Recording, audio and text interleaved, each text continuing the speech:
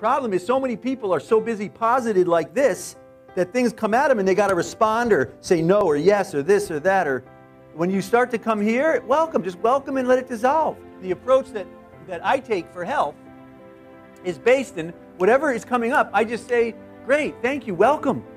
When we welcome things, we invite them to dissolve.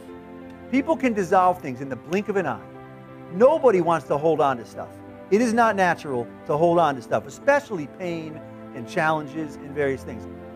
Welcoming is like the most powerful thing I've ever come across on this planet. You welcome things and they start to unwind. The only difference between most people on planet Earth and yogis is that people wake up and they start to get attached and connected to all the things that are going. They associate with all these things. The yogi wakes up and it says, no. I'm not going to do it. I'm not going to get snared into connecting to all. I'm going to hold that neutral state in perception along the course of the waking state. They understand that everything that they hold on to here in thought sets up a bunch of other things. So if they're so-and-so, then, well, what do? Well, gee, I do this. Well, it sets up this whole vibratory, oscillatory condition. And so they say, no, I don't know about any of that. Why? Because if they don't have any of that stuff going on, there's a ton of energy right here. Consider how much energy there is in the whole space of your body. There's like huge reservoirs of unlimited energy in this space.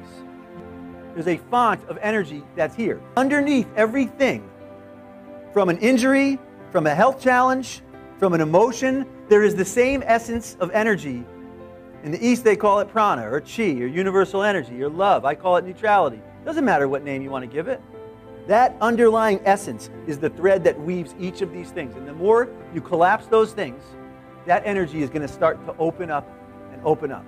And to me, that energy then kicks in what I call the quantum nonlinear systems in the body. You can break health down, from my perspective, to one thing: electron spin.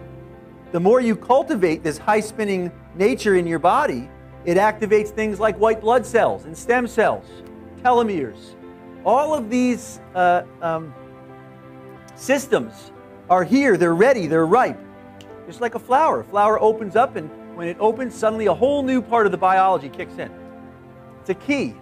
That's a key. It's a symbol. It's a key for the subtle alchemy awakening of the human body. You want to activate that key? Rest in still point.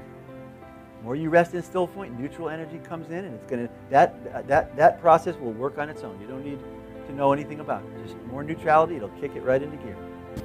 I'm a skeptic on all these things. A friend brought one over and wanted to try it on my back because I have long-standing back pain. I would feel, as she moved the laser around, pain from that area come up, just the way I had experienced it maybe years and years ago. And along with that came memories from that period in my life. And then the pain would just sort of twist around and mull around for a while and then dissolve. What blew me away was that it induced a very deep meditative state. I was more surprised at that than that it would fix my back. Retirement can be a real problem, and I found myself not knowing quite where to go. But when I had the laser treatments, what started happening was that I began to regain a sense of living and a sense of expansion, of relating to the world around me and to all the great things that were happening. And so when I had the laser treatment, all of a sudden I found my meditation tapes. I started doing a new quantum transcendental meditation, and I started working on other mind-body things, and the lasers sort of just helped me open up into those things, and I found myself becoming more and more involved with them. When I came here, it was like coming home and going back to when I was young and full of energy to do things, and I'm still flying. Yogis, mystics, shamans, healers, saints, the world over. This is nothing new. I didn't make any of this up.